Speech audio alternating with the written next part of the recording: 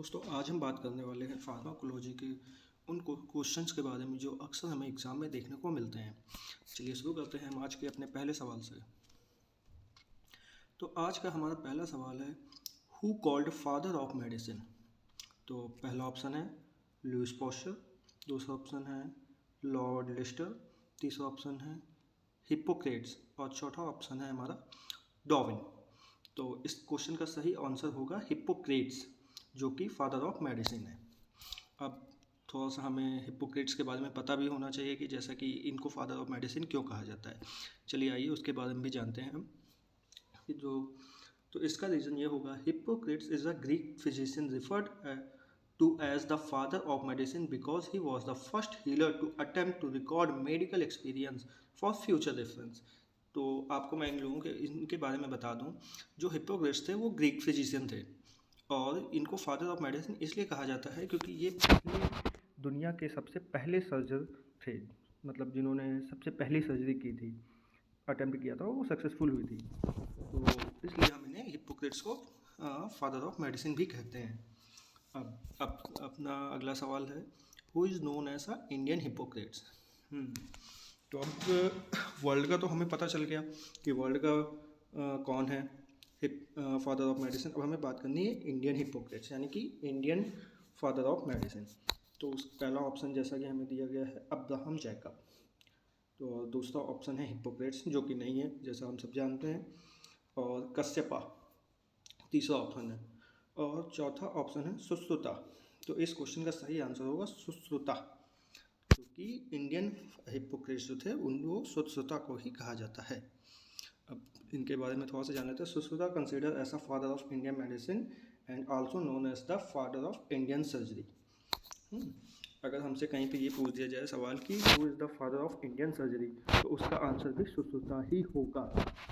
ठीक है, अब चलिए अपने अगले सवाल की ओर बढ़ते हैं। तो हमारा अगला सवाल है, what is sociology definition of word drug. Okay, तो इसका सही आंसर क्या होना चाहिए। पहला जैसे आपका ऑप्शन दिया है, substance that changes mood, behaviour और कॉन्शियसनेस, और दूसरा है डाइफंक्शन, तीसरा है इकोलॉजी, चौथा है chemical.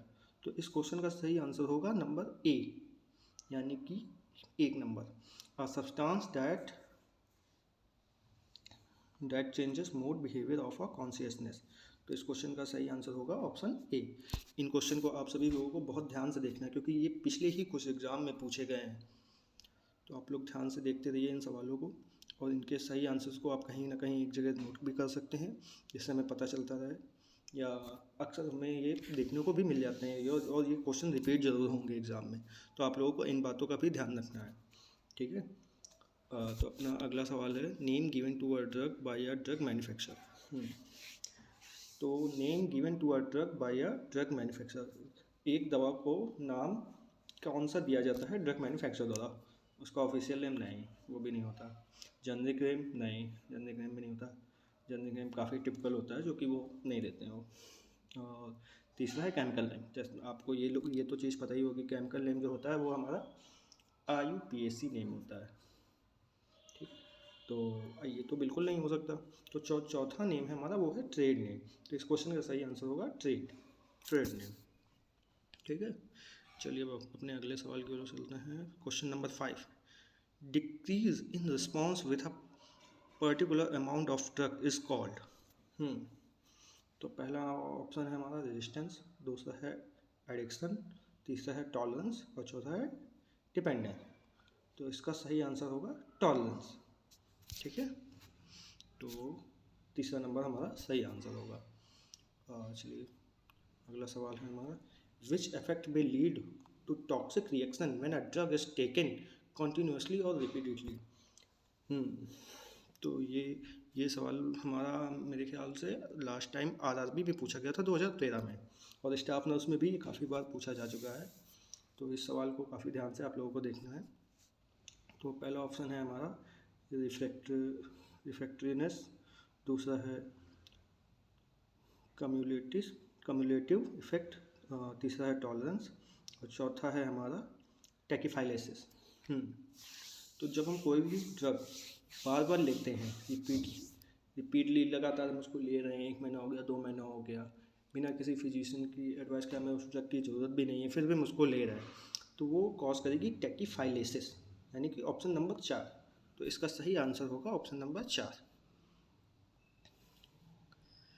Tolerance and drug resistance, ठीक है। Tolerant and drug resistance can be consequences of, तो tolerance and drug resistance can be consequences of किसके हो सकते हैं? तो हमारा इसमें पहला ऑप्शन दिया है हमारा ड्रग डिपेंडेंस, दूसरा ऑप्शन दिया है हमारा इंक्रीज मेटाबॉलिक डिग्रेडेशन, और एक मिनट, क्या हो गया,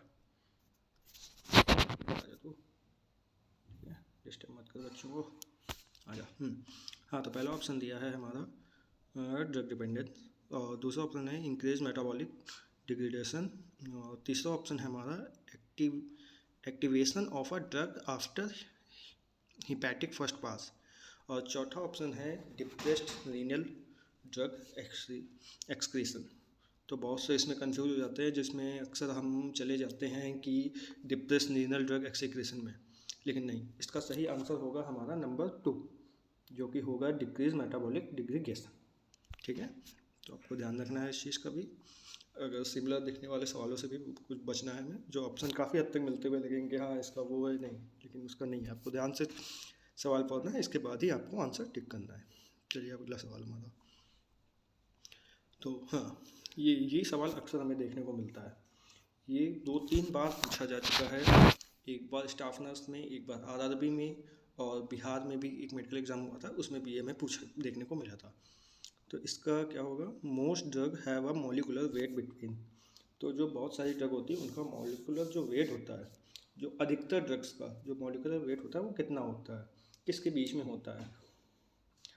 तो पहला ऑप्शन है 1 and 10, दूसरा है 10 and 100, तीसरा है 100 and 500, चौथा है ग्रेटर देन 5000। तो इसका सही आंसर होगा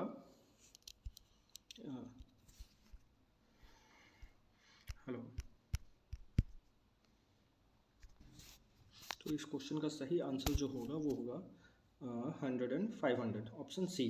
जो बहुत सारी ड्रग्स हैं हमारी, उनका मॉलिकुलर वेट जो होता है वो 100 से 500 के बीच में ही होता है। चलिए अगला सवाल हमारा आज का, the rate of drug absorption is greatest इन, सबसे ज़्यादा ड्रग कहाँ पे एब्जॉर्ब होती है? तो जो सबसे ज़्यादा एब्जॉर्ब कहाँ पे होती है ड्रग हमारी, पहला ऑप्शन दिया है लार्ज इंटेस्टाइन, दूसरा है स्टमक, तीसरा है गॉल ब्लैडर, चौथा है स्मॉल इंटेस्टाइन। तो जैसा आपको पता है स्टमक में तो ड्रग एब्जॉर्ब होती नहीं है, तो दूसरा ऑप्शन वैसे भी हमारा कट गया, और गॉल ब्लैडर में भी नहीं। तो सबसे ज़्यादा जो ड्रग का एब्जॉर्प्शन होता है वो होता है स्मॉल इंटेस्टाइन में, जो कि इसका आंसर होगा number 4, small intestine is right answer, ठीक है। तो अब हमारा अगला सवाल है, drugs used to relieve pain are termed as, जो दवा हमें दर्द में आराम देती है उसको हम क्या कहते हैं? एनेस्थेटिक, एनाल्जेसिक, एंटीडोट्स या एंटीपायरेटिक।